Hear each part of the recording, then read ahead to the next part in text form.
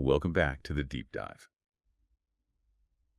Okay, so we've gone through the sources you send over today, and honestly, this is a really fascinating trend you've highlighted. We're looking into what some people are calling the virtual bestie economy. It's kind of a surprising way people are starting to monetize their empathy, their time, and the potential earnings are, well, pretty eye-opening. Reports of making like $50 an hour just for talking. Yeah, it really is something. And it's more than just, another quirky gig economy thing.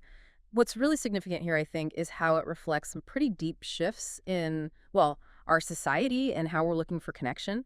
So yeah, let's break down how it actually works and maybe more importantly, the bigger picture, the context that's making it take off right now. Okay, so let's get into that. This rent your brain side hustle. What does that actually look like? Day to day, what are people actually doing? Right.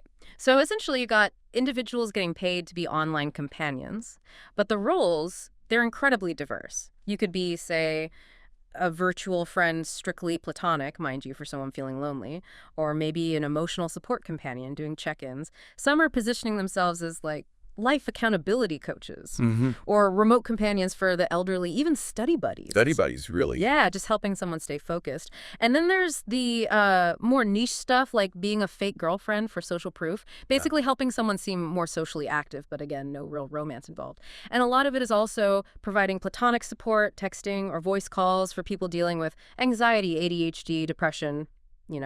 Platforms like Rent-A-Friend, Papa, Fiverr, even Havina, they're the places facilitating these connections. Wow. Okay. Yeah. That's quite a range. So why now? Why is this accelerating so much?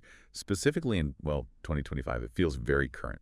Yeah, it does. And it seems to be a direct response to a few key things happening in society. First, global loneliness. It's at an all-time high. The pandemic definitely made that worse, didn't it? Second, despite all the AI advancements, it just can't do genuine human empathy.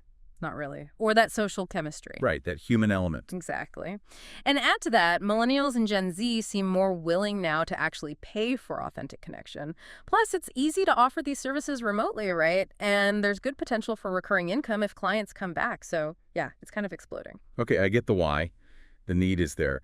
But let's talk about the money because, well, this is where it gets really interesting based on the sources.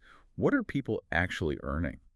Yeah, the numbers are pretty compelling. The sources suggest average rates are generally somewhere between, say, $25 and $75 an hour. We saw specific examples like someone charging $50 a session just for text-based breakup support. $50 for texting. Wow. Yeah. Or someone earning $200 a week as like a role play friend. Even those study with me accountability calls we mentioned, fetching $35 an hour. And what's really striking is some providers are apparently clearing over $2,000 a month.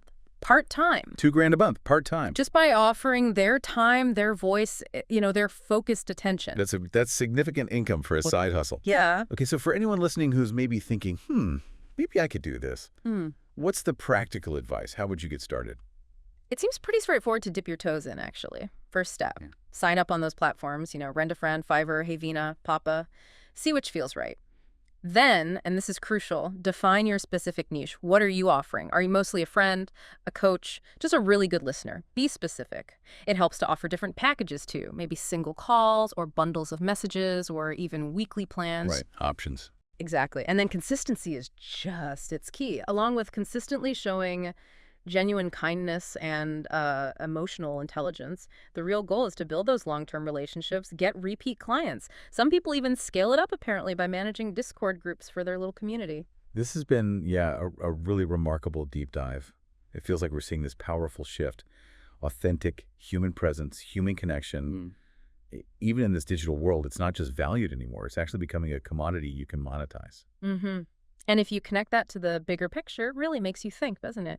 It raises this important question for all of us. What does it really mean about our basic human need for connection, for empathy, when we're increasingly willing as a society to pay for it? It says a lot about loneliness, sure, but maybe also about the enduring, irreplaceable value of real human interaction and how this whole evolving economy is kind of reshaping how we even think about companionship. It makes you wonder, right?